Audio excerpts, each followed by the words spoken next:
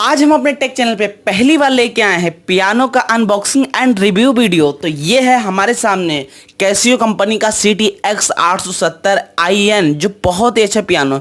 जो लोग पियानो को शौकीन है तो उनको मैं बता देना चाहता हूँ, ये पियानो ऐसा है कम बजट में आपको सारे फीचर दे देंगे। बहुत सारे जो लोग प्रोग्राम करते हैं यही पियानो यूज़ करते हैं। इसमें आपको 600 से प्लस ट्यून मिल जाती हैं, 150 से ज़्यादा रिदम मिल जाते हैं आपको, और भी बहुत सारी चीज़ें मिल जाती है, ढोलक हारमोनियम। तो वीडियो कैसी लगे कमेंट में बताओ, चैनल को सब्सक्राइब